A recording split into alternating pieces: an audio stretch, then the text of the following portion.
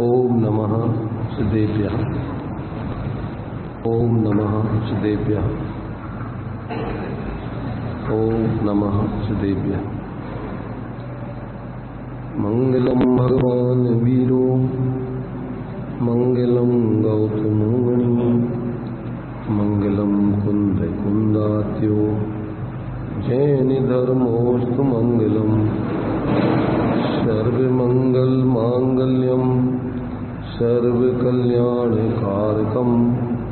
दानं सर्वधर्माणां जैनं जयतु शासनं जैनं जयतु शासनं जीवमजीवं दवं जीर्णवरवशिहेण जीर्णनिदृढं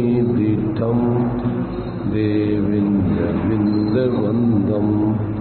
वन्दे तं सर्वदा शिरसा।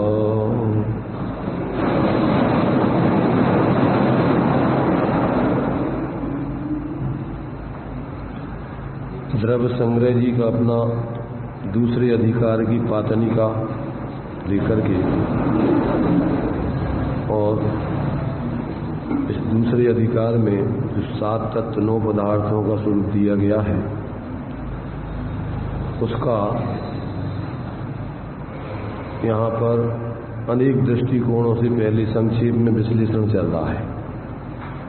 अभी इन 7 तत्वों में जीव को एकांत से यदि परिणामी माने या अपरिणामी माने तो इन 7 तत्वों की सिद्धि नहीं होती है, और इसमें यदि अनेकांत रूप से उनको कथनचित परिणामी और कथनचित अपरिणामी मानने पर इस 7 तत्वों की सिद्धि होती है, 9 पदार्थों की सिद्धि होती है, और उससे फिर जो आत्मा का प्रयोजन है सुखी होने का वो सिद्ध होता है।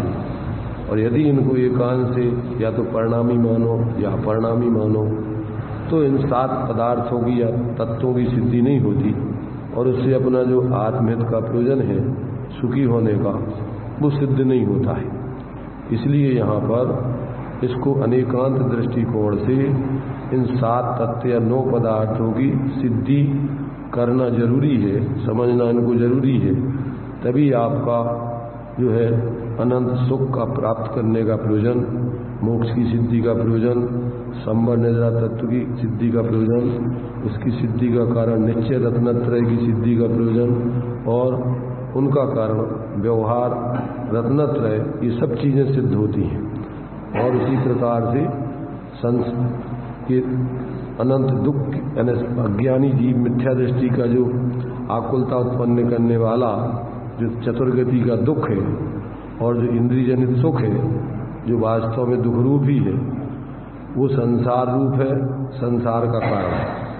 और उसका कारण जो है आश्रवबंध तत्व है, और आश्रवबंध में भेद करके जब अपन देखते हैं तो उसमें पुण्य और पाप, पुण्याश्रव पापाश्रव, पुण्य बंध पाप बंध, ये दोनों भी गर्भित हो जाते हैं।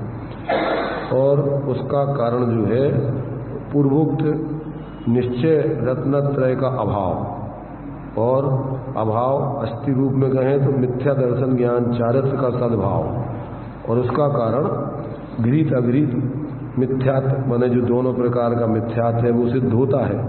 उसके कारण जो है कुगुरु कुदेव कुधर्म आदि उनकी सिद्धि होती है। इस प्रकार से 9 पदार्थ या 7 तत्वों को माने अवश्य ही मानने लायक मानना चाहिए। इन 9 की और 7 तत्वों की 9 पदार्थों की सिद्धि अपने आप हो ही जाती है। अब इनमें किस पदार्थ का कर्ता कौन जीव होता है उसको ही यहाँ पर अभी स्पष्ट कर रहे हैं। इसमें अपने लिए जो जीवों के 3 भेद बतलाए हैं, बहिरात्मा, अंतरात्मा, परमात्मा, तो उनमें से कौन से इन 9 पदार्थों में से कौन जीव किस तत्व का कर्ता आदि है, इसका भी बहुत बढ़िया स्पष्टीकरण दिया गया है, ताकि आपको कोई भ्रम न रहे। गुणस्थान प्रमाण आपको इन तत्वों के आश्रयबंध की सिद्धि हो, गुणस्थानों की सिद्धि हो, ये बात यहाँ पर जो है स्पष्ट कर रहे हैं। तो अभी 95 पेज पर अपना ये इस विषय का स्पष्टीकरण चलता है। देखिए दिया है, अब किस पदार्थ का कर्ता कौन है उसका कथन किया जाता है। मिल गया सबको? निज निरंजन शुद्धात्म भावना से उत्पन्न परम आनंद जिसका एक लक्षण है, वैसे सुखामृत के रसास्वाद से परान्मोक जीव बहिरात्मा कहलाता है। बहिरात्मा किसे कहते हैं कि अपने उस निज निरंजन शुद्धात्म तत्व की भावना से उत्पन्न होने वाला जो परम आनंद रूप जिसका लक्षण है, ऐसा जो अतीन्द्रिय आनंद या सुख है, उस सुखामृत की रसास्वाद से प्राणमुख। अब इससे सिद्ध होता है कि सम्यक दृष्टियों को आत्मा का अतीन्द्रिय आनंद आता है, स्वरूप का अनुभव होता है। स्पष्ट ये आचार्यों की घोषणा है। और जो लोग ये मानते हैं कि ये कौन से गुण स्थान से मिलता है, कहाँ से मिलता है, ये सब भ्रम यहाँ दूर होता है। कि चौथे गुण स्थान से अंतरात्मा के भेद अपन ने पढ़ी है कि चौथे गुण स्थान से जघन अंतरात्मा, पंचम छठम गुण स्थान में मध्यम अंतरात्मा और 7 में से 12वें तक उत्तम अंतरात्मा। ऐसे सब भेद प्रभेद दिए हुए। अभी हाथ कर रखे हुए आंवले के समान सब बातें लिखी हैं। फिर भी जो लोग स्वाध्याय नहीं करते हैं वो सब भ्रमित होते रहते हैं। और जो लोग वास्तव में वस्तु स्वरूप नहीं समझते हैं वे दूसरों को भ्रमित होने में निमित्त भी बनते हैं। उनका तो अकल्याण होता ही है और दूसरों का भी इससे अकल्याण होता है। वे सोचते हैं कि भैया आत्मा का अनुभव हो ही नहीं सकता है तो पुरुषार्थ ही नहीं करते। और आचार्य कह रहे हैं कि आत्मा का अनुभव अंतरात्मा को होता ही है, और नहीं हो तो वो अंतरात्मा है नहीं, वो तो मिथ्या दृष्टि है। स्पष्ट लिखा हुआ है। इसलिए जो लोग, और वो ध्यान अवस्था में प्रकट होता है, इसी में आगे इसमें किसी ग्रंथ में दिया है कि वो दोनों प्रकार का मोक्ष मार्ग कहाँ होता है, ध्यान अवस्था में।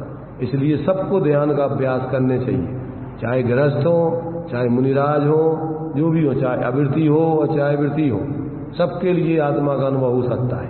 ये बात यहाँ पर आचार्य देव स्पष्ट स्वयं लिख रहे हैं। इसलिए यहाँ पर अपन को समझना चाहिए, शास्त्र पढ़ करके किसी और भ्रमित आदमियों की बातों में नहीं आना चाहिए। तो ये निज निरंजन शुद्धात्म भावना से उत्पन्न परम आनंद जिसका एक लक्षण है, वैसे सुखामृत के रसास्वाद से परान्मुख जीव बहिरात्मा कहलाता है। वह बहिरात्मा आश्रव, बंध और पाप, इन 3 पदार्थों का कर्ता होता है। वो क्या करता है? उसको कर्मों का निरंतर आश्रव होता रहता है, कर्मों का बंध होता रहता है और निरंतर पाप का आश्रव करता रहता है। इन 3 पदार्थों का कर्ता होता है। और किसी समय मिथ्यात्व और कसाय का मंदोदय होने पर भोगों की आकांक्षा आदि निदान बंध से भविष्य काल में पापानुबंधी पुण्य पदार्थ का भी कर्ता होता है। समझ ले? जो लोग लौकिक प्रयोजनार्थ धर्म करवाते हैं, करते हैं, वे उनको धर्मात्मा नहीं बना करके उनके लिए बहिरात्मा ही बनाए रखने देना चाहते। समझ रहे हो? जो धर्म, व्यवहार धर्म जो अपने परमात्मा स्वरूप की सिद्धि के लिए होने चाहिए, उनको कोई लौकिक प्रयोजन के लिए वो व्यवहार धर्म नहीं होता है। और जो लोग सिर्फ पुण्य पुण्य पुण्य पुण्य कह करके और उनके लिए पुण्य बंध का प्रलोभन दे करके और उनके लिए व्यवहार धर्म में दान आदि देने की प्रेरणा देते हैं, वे क्या करते? पापानुबंधी पुण्य का उपदेश देते हैं। पाप का ही बंध हो रहा है। क्यों? माने उसको वो पुण्य बनेगा अभी, पर आगे उसके उदय में भी भोगों में आसक्त होंगे, क्योंकि पुण्य के लिए उनने दान दिया है। और जब पुण्य का उदय आएगा तो वो पाप में लगेंगे अर्थात उसको भोग में लगेंगे, क्योंकि उनको तो पुण्य में ही सुख मानते हैं। और जब भोग पुण्य फल हो ये किंद्री क्या इसमें लाली और कुतवाली दिन 4 वही पर खुरपा हो जाए। इसलिए समझदार लोगों को भ्रमित न होकर जो भी धर्म करें वो अपने आत्मशुद्धि के लिए करें, वो स्वरूप साधना के लिए करें। वो किसी लौकिक, क्यों कि सम्यक दृष्टि का लौकिक आकांक्षा से धर्म का कोई कार्य होता ही नहीं है। सबसे पहले सम्यक दृष्टि के 8 अंगों में निसंकित निकांक्षित पना है, उसकी कोई लौकिक आकांक्षा से वो कोई भी कार्य नहीं करता धर्म का। जिसके लिए सम्यक दृष्टि बनना है तो वो निकांक्षित पने से धर्म करेगा कि आकांक्षा करके करेगा, निदान बंद करके करेगा। उसको सम्यक दृष्टि बन ही नहीं पाएगा, वो तो बाहर में ही उसकी रुचि रहेगी, सब विशुद्धि नहीं होगी उस जाति की।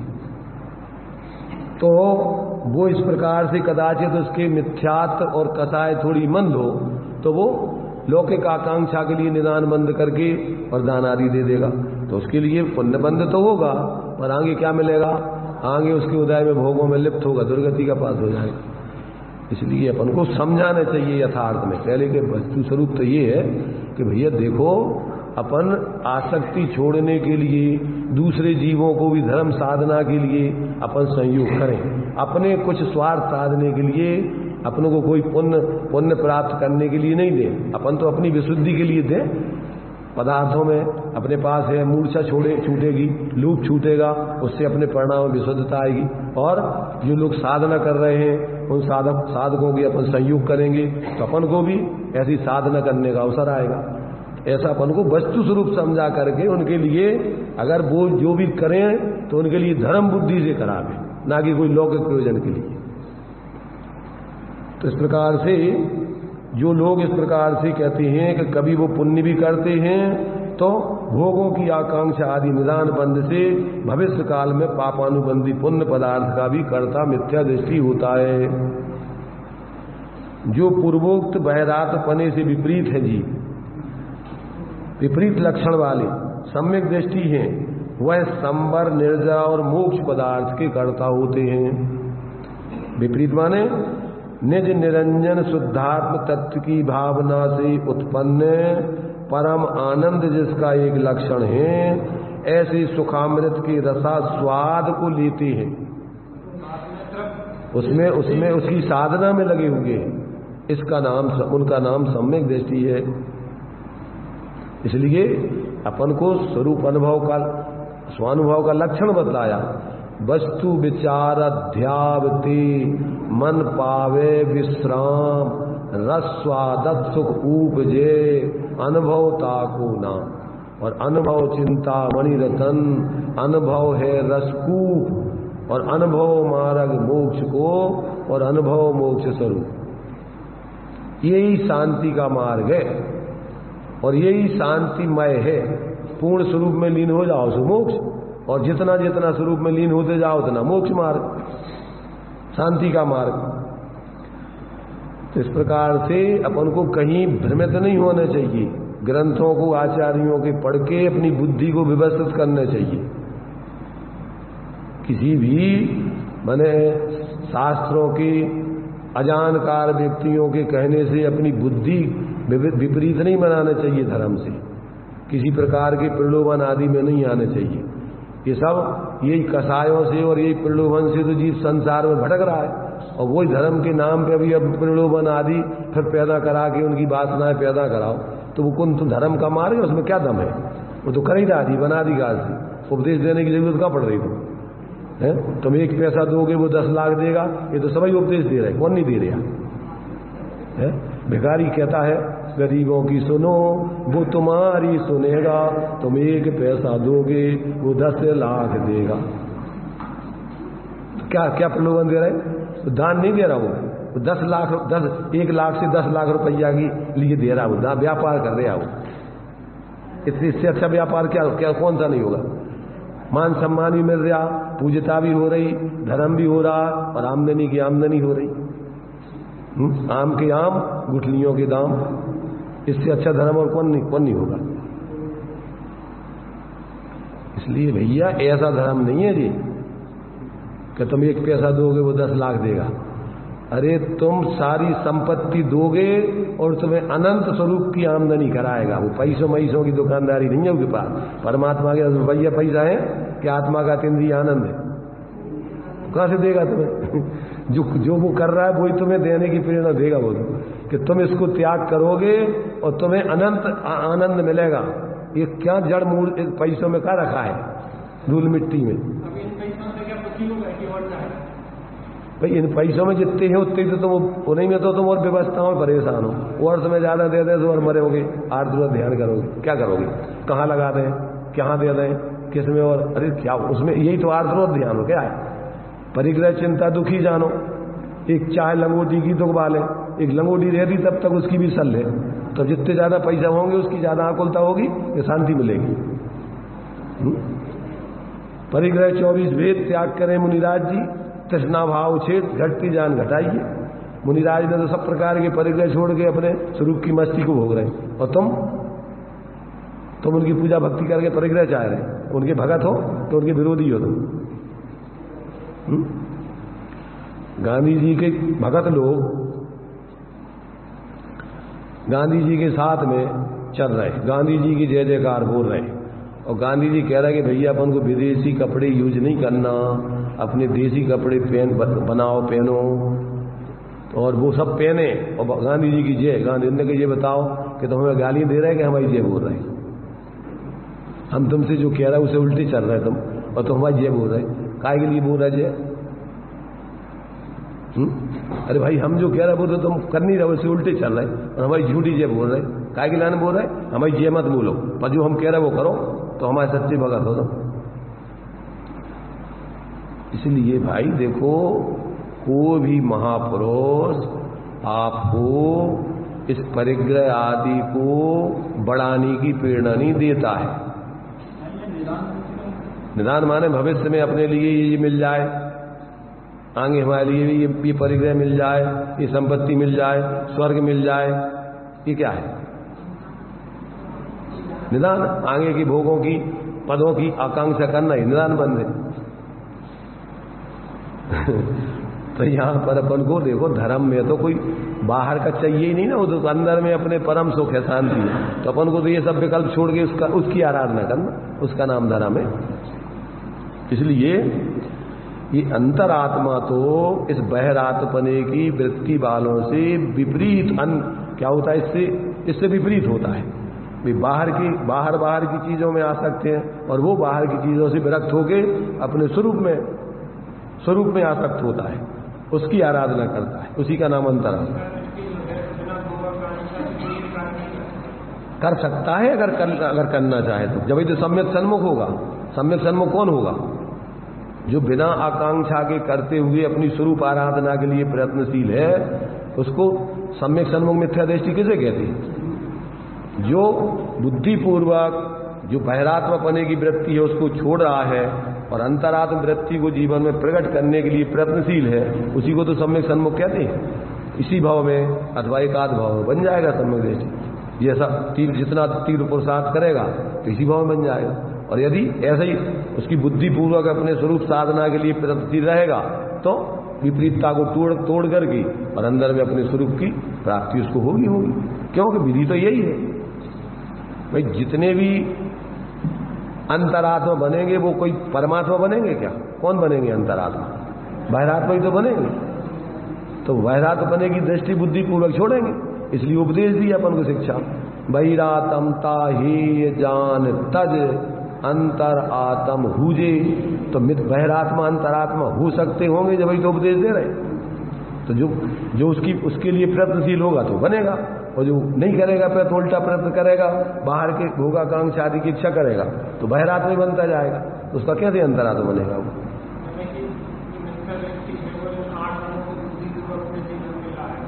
बुद्धिपूर्वक माने इन माने सम्यक दृष्टि जैसा कर रहा है वैसा करने का पुरुषार्थ करे, वैसी उसके अंदर में जागृति होकर।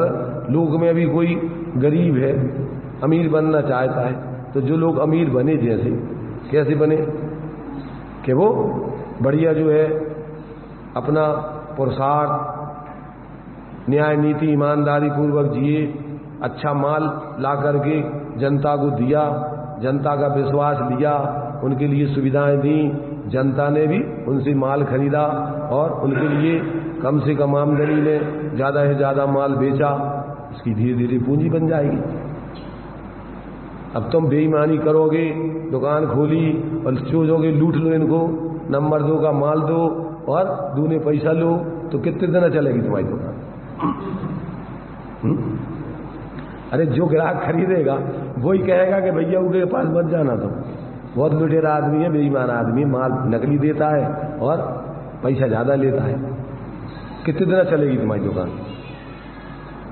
इसलिए लोक में भी आपकी न्याय नीति ईमानदारी से पूरी बनती है व्यवहार में।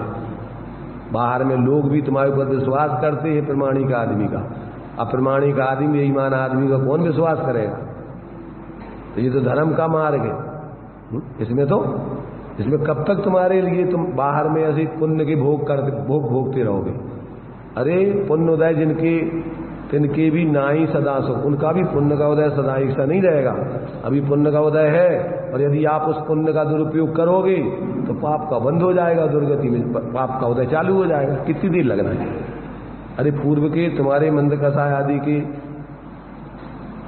परिणामों से पुण्य बंध गया और सहजता में आपको बाहर की सब अनुकूलता आदि मिल गई, तो अब उसमें कोई ऐसा काम कर लो कि जिसमें अब तुम्हारे लिए अब नीचे नहीं जाना पड़े। तो उसमें काम यही है कि उस पुण्य के उदय में आप स्वरूप आराधना करके सम्यक दृष्टि बन जाओ।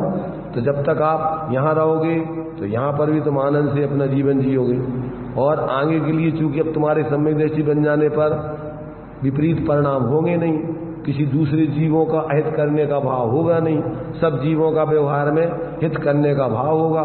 तो और साथ ही जब तक तुम संसार में रहोगे साथ ही साथ पुण्य का बंध होगा, और तुम्हें चूंकि पुण्य में तुम्हें रुचि नहीं है इसलिए तुम तो अपने स्वरूप की आराधना कर करके उस बहिर्मुखता से बहिर प्रवृत्ति से हट करके स्वरूप प्रवृत्ति करके और धीरे धीरे उत्तम अंतरात्मा और धीरे धीरे परमात्मा बन के परम सुखी हो जाओगे। पुण्य के उदय में ही स्वरूप की साधना होती है, पाप के उदय में नहीं होती है। तीव्र पाप का उदय एक इंद्रिय आदि या संगी तक के जीवों को माना है। संगी पंचेंद्रिय जीवों के तो पुण्य का उदय है तीव्र पुण्य का। अपन बोलते हैं जहां निगोज से निकल के तिरस्तर आया में आ जावे तो वो चिंतामणि के समान समझो। अरे देह मानव का तो ठीक है, दुर्लभ लई ज्यों चिंतामणि त्यों पर्याय लई तिरस्तणी लट पिपील अली आदि। उस निगोज दशा से निकल के तिरस जीव में आ गए, मां तुम्हारा चिंतामणि रत्न मिल गया तुम्हें, तो मनुष्य पर्याय की तो क्या नहीं क्या है। इसलिए इन सब बातों को अपन को विचार करने चाहिए, धूलिया नहीं बनना चाहिए कि धूल की मिट्टी बाहर के अजीबों में मूर्छित होकर के जीव की दुर्गति करते रहो, और उसको ही उसके माध्यम से ही अपने को धर्मात्मा दिखाते रहो। थोड़ा बहुत बाहर में तुमने जो कुछ भी दान आदि दे दो, पैसा आदि या जो भी सहयोग, तो वो तो तुम्हारे मिला है तुम्हें फ्री में, तुम कहां से ले आए? ये मिला ना तुम्हें, तो उसका सदुपयोग कर लो। दम्भ मत करो कि भैया ये तो संयोग है, कुछ दिन के मिले हैं और इसका अपन सदुपयोग कर लो, नहीं कर ये तो जाना ही है। पुण्य के उदय की स्थिति क्या हुई भाई? या तो तुम उसका उपयोग करो, सदुपयोग खुद करो, दूसरों को कराओ, उन्हें तो सब छूट जाएगा, तुम्हें तो यहाँ चले जाना है। इसलिए विवेक पूर्वक विवेकी व्यक्ति तो न तो शरीर आदि में मूर्छित होता है, न बाहर के संयोगों में मूर्छित होता है, वो तो विवेक पूर्वक इन सब का स्वयं सदुपयोग करके अपनी आत्माराधना करता है, अन्य जीवों का भी संयोग करके उनकी धर्मात्माराधना में संयोगी बनता है। इसका इस संयोगों के मिलने का यही सफल है। अपन बोलते ना बहुत धन बुराहु, बहुत धन बुरा कहिए लीन पर उपकार। हाँ, भला कहिए लीन पर उपकार। माने आपके पास बहुत धन है तो वो तो बुरा ही है, क्योंकि उसका तुम्हारा आवश्यकता तो है नहीं, उपयोग होना नहीं, और वो तो तुम्हें विकल्पों का ही कारण है। तो वो अच्छा जब कहलाएगा कि जब उसका तुम परोपकार में लगा दोगे तो व्यवहार से उसको अच्छा कहेंगे। इसलिए बुद्धिमत्ता इसी में है कि अपन विवेक पूर्वक स्वयं जिए, जो कुछ भी अपन को शरीर आदि संयोग पुण्य के उदय से मिले हैं उनका भी सदुपयोग करें, धन संपत्ति आदि का सदुपयोग करें, मन वचन काय का सदुपयोग करें, न बुरा सोचें, न बुरा बोलें, न शरीर से बुरा करें, 9 कोटि से, न दूसरों के गलत सोचने वाले, बोलने वाले, करने वालों का कर्म से न उनका संयोग करें, न अनुमोदना करें, बचे उनसे 9 कोटि से। तो अपना तन मन धन, वचन, ज्ञान और जो कुछ भी अभी जो अपनी कसाय साधना के क्षेत्र में बच जाती है उनका भी सदुपयोग करो।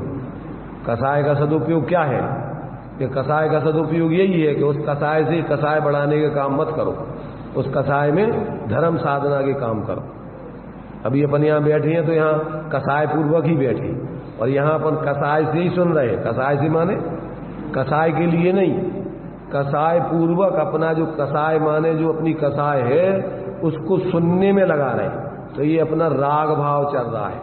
राग भाव कौन सा है? शुभ भाव। उस राग का सदुपयोग कर रहे हैं, उस कसाय का। ज्ञान आराधना में अपन उस राग को लगा रहे हैं, कसाय बढ़ाने में उस राग को नहीं लगा रहे।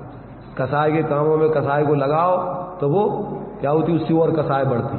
और ये ज्ञान आराधना में लगाओ उस कसाय को तो वो कसाय धीरे धीरे और मंद होते हुए और फिर स्वरूप अवलंबन से क्षीण होकर के और मोक्ष मार्ग की सिद्धि में कारण बन जाती है। अजब गजब की व्यवस्था है। समझ जाओ तो आनंद है, और नहीं समझो तो आज तक तो परेशान ही परेशान है सब। देखिए आगे क्या कह रहे हो। किसी कहते हैं अंतरात्मा कि यहां पर कहते हैं कि जो जीव क्या करते हैं कि जो पूर्वोक्त बहिरात्मा से विपरीत लक्षण वाले। तुम्हारे पास का जो शास्त्र नहीं है, सो रही हो तुम? नहीं सोती रहती नहीं, बुद्धिपूर्वक उपयोग लगाओ। सोने के लिए थोड़ी अपन यहाँ है। सोना है तो घर पे जाके सो सकते, उसमें क्या है? इतने आए हो तो कम से कम ग्रंथ है भी रखी, वो सामने, वो उसमें है, इसमें है, सामने रखो पुस्तक, देखो उसको। यही खिलाने रखी पुस्तकें कि भैया सुनने में मन नहीं लग रहा, सामने देखो, पढ़ो कि हम जो पढ़ रहे हैं इसमें ये लिखा। देखो हम मन से नहीं कह रहे, कुछ आचार्यों ने लिखा है सब, और समझ करके उसका अपने अंदर में भाव भाषण करो। क्योंकि अपन जीव है, और जीव ये सब तीनों काम कर सकता है। बहिरात्मा भी बन सकता है, अंतरात्मा भी बन सकता है, परमात्मा भी बन सकता है। तो तुम्हारे लाने अवल में से बहिरात्मा हो तो जान के छोड़ो, बहिरात्मता ही जान। उसको जान के तुम बहिरात्मपन हो ये जानोगे कि नहीं? तो जानोगे, परंतु कैसा जानो? ये छोड़ने लायक है। ये बहिरात्मपन जीवन जीने लायक नहीं है। तो क्या करने कि अंतरात्मा बनने लायक है। तो अंतरात्मा ऐसे बनती है, ये बहिरात्मा से विलक्षण जीवन जीते हैं। कैसा जीवन जीते हैं कि बहिरात्मा निरंतर बाहर बाहर की चीजों में ही उपयोग लगाए रखता है, और अंतरात्मा जिसको बनना है वो क्या करे कि निज निरंजन शुद्धात्म भावना कर्त की परम आनंद उत्पन्न करके और उसका सुखामृत का रस स्वाद लेता है। और बहिरात्मा क्या करता है कि उस निज निरंजन शुद्धात्मा से उत्पन्न होने वाले आनंद जिसका एक लक्षण है, ऐसे सुखामृत रसाद स्वाद से परान्मुख रहता हुआ और बाहर के पदार्थों में, राग द्वेष में, कसायों में, विषयों में, रात दिन उसमें अपनी बुद्धि लगाता है। इसका नाम बहिरात्मा है। इसकी बुद्धि उपयोग निरंतर बाहर बाहर की तरफ ही लगा रहता है, वो बहिरात्मा। तो जो पूर्वोक्त बहिरात्मा से विपरीत लक्षण वाले सम्यक दृष्टि हैं, वे चूंकि अपनी स्वरूप आराधना करते हुए कर्मों का संवर करते हैं, कर्मों की निर्जरा करते हैं और कर्मों का क्षय करके परमात्मा बन जाते हैं। इन तीन पदार्थों का कर्ता होते हैं। जब वह रागादि विभाव रहित परम सामायिक में स्थिर होने में समर्थ नहीं होते, जब भी निर्विकल्प ध्यान में नहीं रह पाते, तब विषय कसायों से उत्पन्न दुर्ध्यान से बचने के लिए संसार की स्थिति का छेद करता हुआ पुण्यानुबंधी, वो तो पापानुबंधी पुण्य मानता है मिथ्या दृष्टि, और ये क्या करता है, ये परिस्थिति में जब स्वरूप में नहीं टिक पाता है तो बाहर में विषय कसायों के दुर्ध्यान से बचने के लिए और संसार की स्थिति का छेद करता हुआ पुण्यानुबंधी तीर्थंकर नाम कर्म की प्रकृति आदि ऐसी विशिष्ट पुण्य पदार्थ का भी कर्ता होता है। चौथे में तीर्थंकर प्रकृति बनती है मुख्य रूप से। अभी कितने जीव जो है, पहले नरक में तीर्थंकर प्रकृति, दूसरे नरक में तीर्थंकर प्रकृति, तीसरे नरक में असंख्यात और तीर्थंकर प्रकृति बांधने वाले जीव हैं। सत्य नहीं जानती। जो बंध रही है वो कहाँ जाएगी? और जब तक उदय में नहीं आएगी तो उसकी सत्ता रहेगी, उसकी सत्ता में सत्ता बनती जाएगी। बंध चल रहा है और सत्ता उसकी निरंतर बनी जा रही है। पहले तो उसके परिणाम अपनी निःशुद्धात्म तत्व की रुचि पूर्वक और उसकी ही भावना चलती है। साथ में अन्य जीवों को भी इस प्रकार के भाव रखता है कि सब जीव भी ऐसे अपने स्वरूप का अनुभव करके धर्मात्मा बने। तीर्थंकर प्रकृति ये नहीं है कि इस अकेले बाहर में सब जीव सुखी रहें। कैसे सुखी रहें? ऐसे सुखी रहें, अपने शुद्धात्म तत्व के अनुभव पूर्वक ऐसे परम सुख का भोग करें, ऐसे सुखी भोगे। और बाहर में भी यथायोग उनके लिए कोई परेशानी आदि ना हो, उसकी साधना होती रहे, ऐसा बाहर में भी उनका जीवन बना रहे, ऐसे बाहर में सहयोग मिलते रहे, ऐसी भावना भी होती है व्यवहार में। तो मूल तो है उसकी अपने स्वरूप की साधना, और स्वरूप साधना के साथ साथ अब चूंकि वो अपने स्वरूप की भावना और विचार कब तक करता, तो अब उसमें जितनी स्थिरता चल रही उतनी तो वीतरागता बढ़ रही है। साथ साथ अन्य जीवों को भी इस प्रकार की स्वरूप की साधना हो, ऐसी भावना बाहर आए, ऐसा निरंतर उनके लिए बाहर में प्रयत्न भी करता है। जैसे मान लीजिए यहाँ पर मनुष्य पर्याय में है, ऐसा उपदेश आदि देता है, ऐसा लोगों के लिए बाहर में सहयोग आदि करता है। तो सब ऐसे पुण्य साथी से पुण्य का बंध होता रहता है। कोई लौकिक प्रयोजन नहीं है उसको कोई तुमसे अपेक्षा नहीं है कि तुम हमारा कुछ सहयोग कर देना, इसके लिए सहयोग कर रहा है। वो तो अपने स्वरूप के बाहर है, तो सब जीवों के लिए बिना स्वार्थ की उसकी तपस्या क्या की होती है? स्वार्थ त्याग की कठिन तपस्या नहीं है, लौकिक दृष्टि से कह रहा है कठिन, वो तो उसके लिए सहज तपस्या है। क्यों? कि उसकी तो दृष्टि ऐसी बनी है। इसलिए अज्ञानी जीवों की अपेक्षा कह रहे हैं स्वार्थ त्याग की। क्यों? कि बिना स्वार्थ के अज्ञानी संसारी जीव कोई काम करते नहीं है। हमें काम मिले तुम आए तो कर भी, वो तो पहले जो देखा था, हमें काम लाभ है, बिना स्वार्थ के एक कदम नहीं रखता। इसलिए उनके लिए बहुत कठिन है वो तपस्या, क्योंकि ऐसा आदत नहीं है उनको बिना स्वार्थ के कोई काम करने की। पर ज्ञानियों का तो स्वभाव है, वो उनकी तो साधना बिना स्वार्थ की होती है, उनके लिए तो सहज है। इसलिए स्वार्थ त्याग की सहज तपस्या बिना खेद जो करते हैं, अज्ञानियों की तरफ से है वो बिना स्वार्थ त्याग की कठिन तपस्या बिना खेद जो करते हैं। ऐसे ज्ञानी साधु जगत के दुख समूह को हरते, रहे सदा सत्संग उन्हीं का, ध्यान उन्हीं का नित्य रहे, उन्हीं जैसी चर्या में यह चित्त सदा अनुरक्त रहे। ये सब चीजें अपन को उन जैसा बनने की भावना है। जो महापुरुष जीते हैं, हमारा भी जीवन ऐसा हो। हमें और कोई अज्ञानी अविवेकियों जैसी जीवन की जरूरत नहीं है कि उनके लिए एक पैसा दे करके 10 लाख रुपया लेने की जरूरत इच्छा करेंगे। हमको नहीं चाहिए पैसा। हमें तो बिल्कुल बिना पैसों के इस प्रकार से अपने स्वरूप की आराधना करते हुए और बिना आकांक्षा के जीवन जीने में मजा आता है। तो ज्ञानी जीवों को कोई लौकिक आकांक्षा रख के नहीं जीते हुए, वो तो सहज रूप से उदय प्रमाण प्रवृत्ति में ऐसा विवेक रख के और बिना स्वार्थ के लोगों का सहयोग आदि करते, क्योंकि ये भी जीव है। अब अपन लोक में देखो, अपने परिवार के घर कुटुंब के लोग हैं, परेशानी में हैं, तो अपन उनसे जो स्वार्थ रखें, मिथ्या दृष्टि तो उनसे भी रखता है, पर लोक में अपन देखते हैं भैया अपन अपने बच्चों के लिए खर्च कर रहे हैं, वो नहीं सोचते हैं कि अपन को काम, वो तो अपना समझते, कर्तव्य समझते हैं कि भैया जो अपना कर्तव्य है, बच्चों की शादी कर देना, पढ़ा लिखा देना, अच्छी पढ़ जाए, अच्छी इनको नौकरी मिल जाए, अच्छी शादी, तो भैया अपना कर्तव्य समझते हैं। तो ऐसी सम्यक दृष्टि भी ये उसका उस भूमिका में उस जाति का अपना व्यवहार कर्तव्य है कि बिना स्वार्थ के सब जीवों को सही मार्ग पर लगा देना, धर्म के मार्ग पर लगाते रहना, उस पर चलते, स्वयं चलते हुए दूसरों को भी उस मार्ग की प्रेरणा देते रहना, ये है उनका काम। ज्योति से ज्योति जलाते चलो, प्रेम की गंगा बहाते चलो। तो तुम अपनी आत्म ज्योति जला के जियो और दूसरे के लिए भी आत्म ज्योति जगाने की प्रेरणा देते चलो। मार्ग में आए जो दीन दुखी, उन सबको गले से लगाते चलो। ऐसा उसका जीवन जो है, उसका मिल गया निस्वार्थ भाव का जीवन होता है।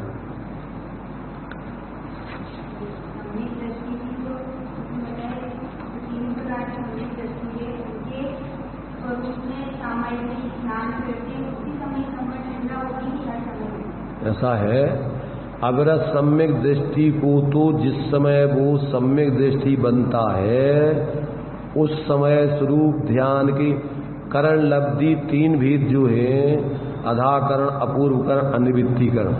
तो अपूर्व अधाकरण के बाद अपूर्वकरण करण लब्धि के परिणाम से असंख्यात गुणी निर्जरा चालू होती है, और जब तक वो सम्यक दृष्टि नहीं बन जाता तब तक वो असंख्यात गुणी निर्जरा बढ़ती हुई रहती है। और फिर वो सम्यक दृष्टि बन जाने पर यदि वो अविरत दशा को ही प्राप्त करके रहता है तो फिर उतनी वो अंतर्मुहूर्त के बाद असंख्यात गुणी निर्जरा तो रुक जाएगी। अब उतनी कर्म प्रकृतियों का जो 41 कर्म प्रकृतियों की जो उसकी इस प्रकार से निर्जरा हो गई, अब उतनी निर्जरा माना उसका इस प्रकार के अब बंद होना रुक जाएगा, परंतु असंख्यात गुणी निर्जरा चौथे गुण स्थान में निरंतर नहीं होगी, अंतर्मुहूर्त तक के लिए होती है। इसलिए तत्वार्थ रूप में असंख्यात गुणी निर्जरा का जो स्वरूप बताया है, सम्यक दृष्टि, श्रावक, विरत और अनंत वियोजक, दर्शन मोह, छपक, उपसमक, उपशांत मोह, छपक, क्षीण मोह, जिना, असंख्य गुणी निर्जरा, इनके क्रम क्रम से असंख्यात गुणी निर्जरा होती है। तो सम्यक दृष्टि के सम्यक के काल में ही अंतर्मुहूर्त तक के लिए होती है। अगर वो चौथे गुण स्थान में रहता है तो फिर सदा असंख्यात गुणी निर्जरा उसकी नहीं होती, 41 प्रकृतियों का संवर निरंतर बना रहेगा। अब जो आगे वो बढ़ेगा, पंचम गुण स्थान में पहुंचेगा तो फिर असंख्यात गुणी निर्जरा चालू होगी और फिर निरंतर उसके जीवन में 24 घंटे चलती रहेगी।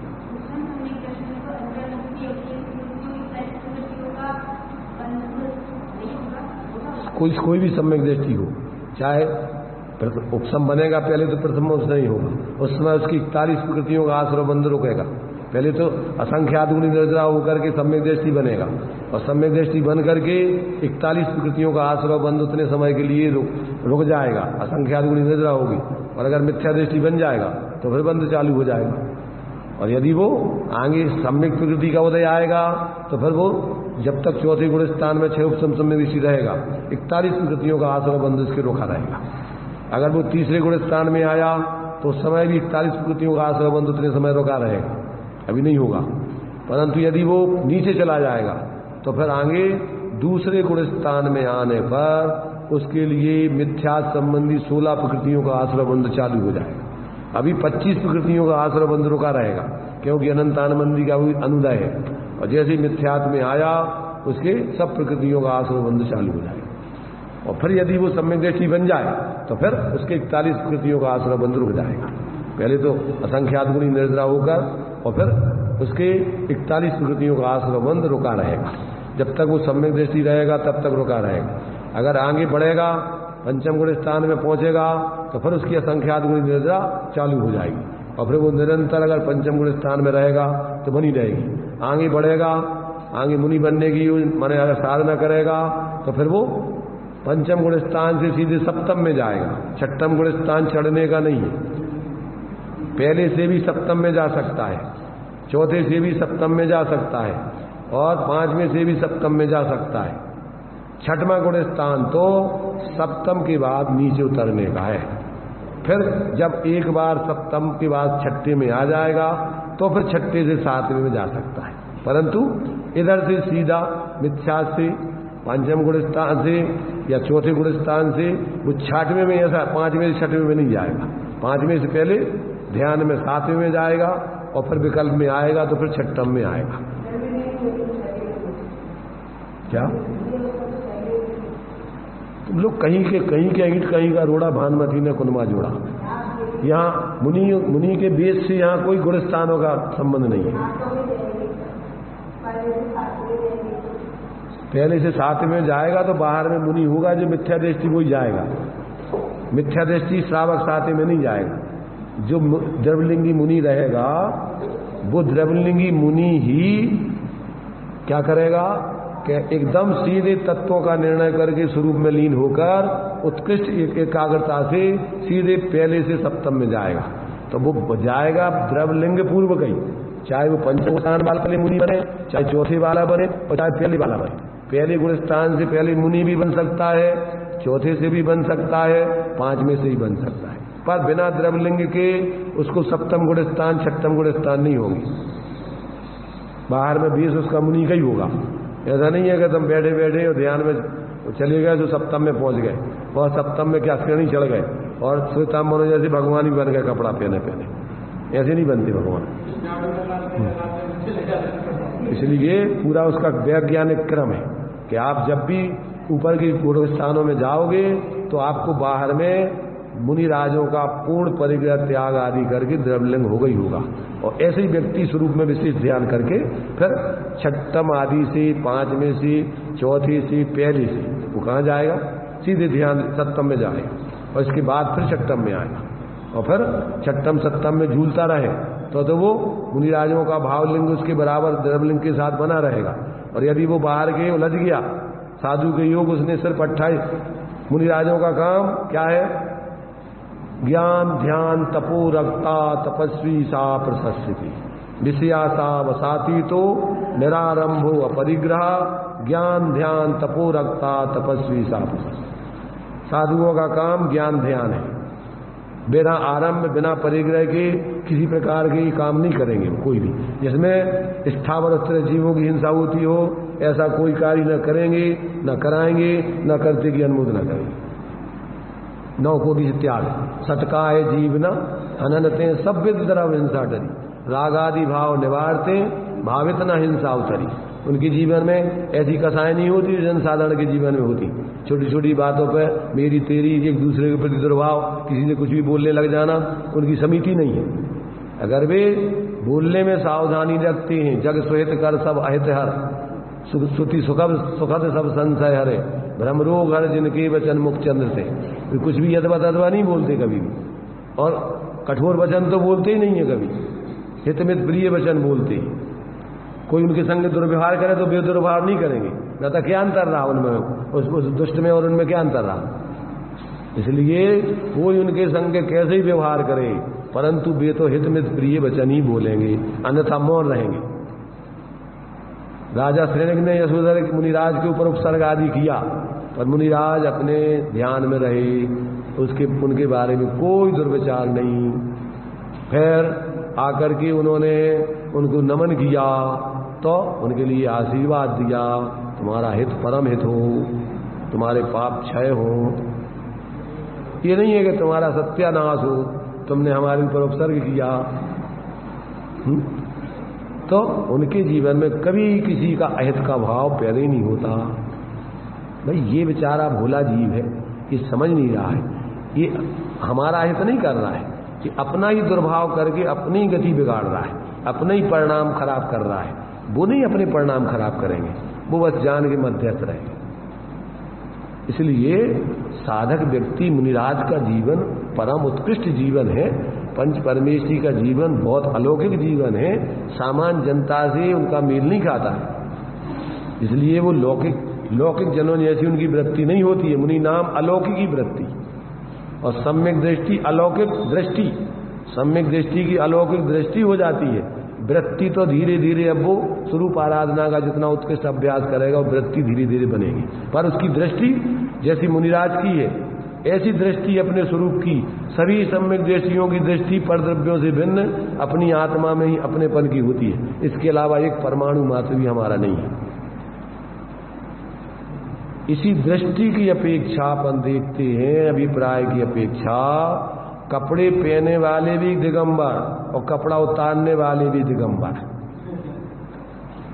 अपन लोग कौन है, दिगंबर के श्वेतांबर? क्या काले पीले 60 रंग के अंबर, कौन से अंबर वाले? अपन सब दिगंबर, और जो कपड़े उतारे वे भी दिगंबर। तो कैसे तुम कैसे दिगंबर, वे कैसे दिगंबर?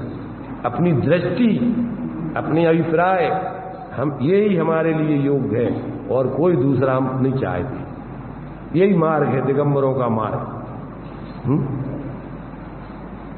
दिगंबरों का मार्ग सुबह भजन गा रहे थे ना, कौन सा गा रहे थे? शाम को, कल शाम को गा रहे थे। क्या है? निर्ग्रंथों का मार्ग हमको प्राणों से भी प्यारा है। ये इस दृष्टि से अपन भी दिगंबर है, भले ही कपड़े पहने पर हमारा अभिप्राय रुचि काय में है, हमारा रुचि और अभिप्राय उन्हीं उसी जैसा जीवन जीने में, हमारा अभिप्राय रुचि ये कपड़े पहन के जीने में नहीं है। इसलिए अपन भी अभिप्राय से, दृष्टि से दिगंबर और भी वृत्ति से, परिणति सबसे दिगंबर।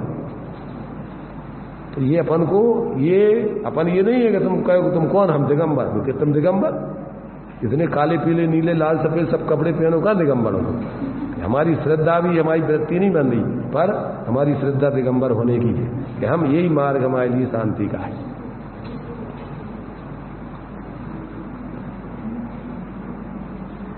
ऐसी सम्यक दृष्टि की क्या है कि सम्यक दृष्टि ये भी रह रहा है बाह्य परिग्रह आदि, पर उसका बाह्य परिग्रह आदि अंदर के परिग्रह में रुचि नहीं है। रुचि उसकी काय में है? उस अपने एकत्र भक्त परिग्रह आदि से रहित, संयोगों से रहित अपने स्वरूप की है। इसलिए वो सम्यक दृष्टि से मुक्त हो गया है। जैसे अरहंत भगवान वृत्ति से भी, दृष्टि से भी मुक्त हैं और वृत्ति से भी मुक्त हो गए, वो परिग्रह आदि से उनकी परिणति भी स्वरूप में लीन हो गई। परंतु जो सम्यक दृष्टि है अभी उसकी दृष्टि से उसका वो मुक्त है, अपनी दृष्टि स्वरूप के अलावा वो कुछ नहीं चाहता है, पर वृत्ति में अभी भूमिका अनुसार उसकी बाहर की प्रवृत्ति चल रही है, इसलिए वो भी दृष्टि मोक्ष कहलाता है। जैसे गृहस्थ जिसकी दृष्टि दिगंबर धर्म में है उसको भी दिगंबर कहते हैं। क्या है वो? दिगंबर है क्या श्वेतांबर है? और कोई कहे कि तुम कहाँ दिगंबर, तुम तो सब कपड़े वपड़े पहने हुए हो पड़ेगा। भैया हम पहने जरूर हैं, परंतु हमारी रुचि जल्दी से जल्दी इस दिगंबर मार्ग में आने की है, इसलिए उस वृत्ति से, श्रद्धा से दिगंबर हैं। अभी परिणति में तो सब प्रकार के परिग्रह आदि और बाहर के कपड़े पहने हुए, पर श्रद्धा में क्या है कि नहीं, शांति तो इसी मार्ग में। कौन सा मजा कहा नहीं जाए उस कंगाली का, रूप दिगंबर धार तू खुशहाली का। इसलिए अपन अभी भजन गाते हैं, भावना भाते कि वो दिन कब आएगा कि जब अपन ऐसे अपने स्वरूप की आराधना करके ध्यान लगा के जंगल में स्वरूप में मग्न होंगे और बाहर में उपल खाज खुजाओते, मृगगण आकल के और पत्थर की मूर्ति समझ करके खाज खुजाएंगे। है ऐसी भावना? नहीं है? अभी अपन को समझ में नहीं आया काय की चर्चा है। अरे भाई, बाहर में भले स्त्री हो पुरुष हो, अंदर में तो सब आत्मा चेतन आत्मा है। सभी ऐसी भावनाएं भागे भगवान बनने की, दिगंबर साधु बनने की और अपने स्वरूप उत्कृष्ट आराधना करके संपूर्ण विकल्पों से परे परम आनंद भोगने की होना चाहिए। ये बहिरात्मता ही जान तजंतरात्म भूजे और परमात्म को ध्याय निरंतर जो नितानंद भूजे, तभी आनंद आएगा। ये सब ऐसे नहीं लिखी हुई है सब बातें। तो ये सम्यक दृष्टि ही संवार निर्जरा और मोक्ष तत्व का करता है। और जब उस समाधि में लीन नहीं रह पाता है तो विषय कसाय आदि दुर्ध्यानों से बचने के लिए संसार की स्थिति का छेद करते हुए ऐसा साथ ही साथ पुण्यानुबंधी तीर्थंकर आदि नाम कर्म प्रकृतियों का विशिष्ट पुण्य बंध पदार्थ को भी करता है। वो पाप पदार्थ का करता नहीं है। वो ऐसे साथ ही साथ पुण्य तीर्थंकर जन साधारण नहीं मान सकता मिथ्या दृष्टि, ऐसे पुण्य को बांधता है। मजबूरी है वो उसकी रुचि नहीं है। उसकी रुचि तो स्वरूप में लीन होने की है, पर स्वरूप में लीन नहीं रह पाता है। तो अब अपन क्या करना कि जब अपन विकल्प में है तो अच्छी विकल्प करो, अच्छी भाव करो ना, बुरे क्यों करो। कि जो हमें जो परिग्रह बढ़ जाए, जो मकान हो जा रहे, सब परिग्रह से रहित होकर के हम ऐसी मुनि कब बन जाए, ऐसी भावना करो ना। और ऐसी परम आनंद को इसमें क्या रखा है? ये तो सब दूध मिट्टी, इसमें तो 24 घंटे आर्द्र ध्यान होता है। अपन उस आनंद को भोगे ना जो महापुरुष भोगते हैं। ऐसी भावना और ऐसे सब लोगों को, ऐसे सब लोग बने, ऐसा उनके लिए भी प्रेरणा। तो ये विकल्प अवस्था में ऐसी भाव करो, मेरे तेरे के, स्वार्थ के, लड़ाई झगड़े के, और मेरे भगवान तेरे भगवान, मेरा मंदिर तेरा मंदिर, ये कौन सी भावना है? अरे भाई, सारे लोग ऐसे समूषण में आए, यहाँ भगवान के उपदेश को सुने, कहाँ मेरा मंदिर तेरा मंदिर? ये मंदिर तो सबका मंदिर है, जीव मात्र का है, समूषण का प्रतीक है। 3 लोग के सारे जीव जहाँ जिस भगवान के समूषण में आके उपदेश सुन के भाव रहित होने की विधि सीखते हैं, इस मंदिर में तो मैं अकेले रहने की भावना कि सब लोग आकर के आनंद लूटे इसका, इसके लिए बनाएंगे तो साथ ही साथ पुण्य बंद होगा। और हम दूसरों में अच्छे दिखें, हमारा मंदिर अच्छा दिखे और हमारी विशेष महिमा हो, ये तो तुम्हारा भाव अच्छा नहीं है। अरे भाई, इसमें आकर के अच्छे सब लोग सत्य को समझे, तत्व को समझे और बढ़िया अपना हित करें। बढ़िया है ये मंदिर, साथ ही आपके लिए खुद के कल्याण का कारण है और दूसरों के लिए भी कल्याण का निमित्त बनेगा। लोगों ने निस्वार्थ भाव से काय के लिए, तो तुम्हारे पास जो लोग बंबई और दुनिया से आए तो काय के लिए उनने संपत्ति लगाई कि भैया सारे लोग सत्य धर्म को समझे। अगर कोई धर्म सुनने में किसी को परेशानी हो रही है, हमारे पास पैसों का ढेर लग रहा है, चलो हम मंदिर बनवाते हैं, हम तुम्हें शास्त्र भेजते हैं, हम तुम्हें बढ़िया फिर बैठने के लिए देते हैं, पर तुम करो तो आराधना। हमारे पास पैसे हैं, हम करें क्या उसका? तो विवेकी व्यक्ति उस पैसे का सदुपयोग करता है, अपने जीवन का, अपनी भावना, कसायों का सदुपयोग। ऐसे भाव करना ये तो भाई कसायों का सदुपयोग है। और पैसा इकट्ठा हो जाए और हो जाए और हो जाए, डूब जाओगे। नाव में बाढ़े पानी और घर में बाढ़े दाम, और दोनों हाथ उलीचिए यही सयानों का। तुम भी आओ, ले जाओ, क्या करना हमारे पास है, हम क्या करेंगे इसको? और तुम भी लाओ और सब अपने पास रख लो, तो अब तुम भी डूबोगे और दूसरों को भी डूबोगे। जहां चाहे से आ जाए, जैसे आना हुआ पर आ जाए हमारे पास, तो कहां ले जाओगे तुम?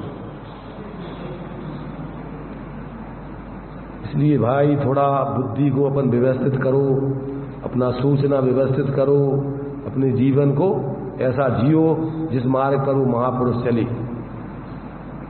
अपना वही मार्ग चुनो। अपन ये मार्ग नहीं चुनो कि जो अनादिकाल से जीव आपस में लड़ने झगड़ने स्वार्थ की सिद्धि के लिए लड़ते झगड़ते मर जाते, मिट जाते, दुर्गति के पास हो जाते। ऐसे मार्ग को मत चुनो अपन। टाइम तुम्हारा जल्दी हो जाता है, चलो कितना ही रहने देता।